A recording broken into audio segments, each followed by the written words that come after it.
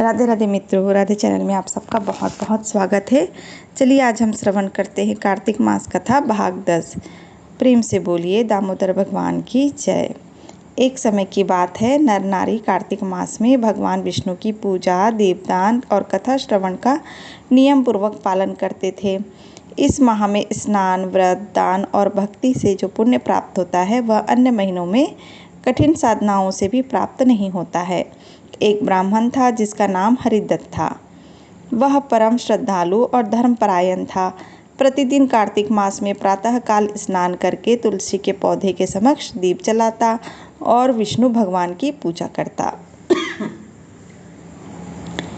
उसके इस नियम से प्रसन्न होकर भगवान विष्णु ने एक दिन उसे स्वप्न में दर्शन दिए और कहा, हे हरिदत्त, तूने कार्तिक मास में जो नियम और श्रद्धा से दीपदान व तुलसी पूजन किया है उससे तुझे स्वर्गलोक की प्राप्ति होगी, तेरा कुल पवित्र होगा और तेरे वंश में कभी दरिद्रता नहीं आएगी।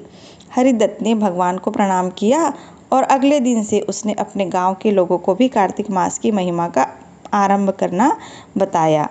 गांव के लोगों ने भी प्रेरित होकर प्रातः स्नान, दीपदान और तुलसी पूजन करने लगे। धीरे धीरे वह पूरा ग्राम पवित्र वातावरण से भर गया। कहा गया है, कार्तिके स्नान दानाभ्याम विष्णु प्रीति परा भवेत, यह करोति नरो भक्तया स याति परम गतिम। अर्थात जो मनुष्य कार्तिक मास में स्नान, दान और विष्णु की भक्ति करता है वह परम गति को प्राप्त होता है। इस प्रकार कार्तिक मास का पालन करने से जीवन में सुख, शांति, समृद्धि और मोक्ष की प्राप्ति होती है। कार्तिक मास का संदेश। जो व्यक्ति इस मास में तुलसी के समक्ष दीप जलाता है वह विष्णु लोक में स्थान पाता है।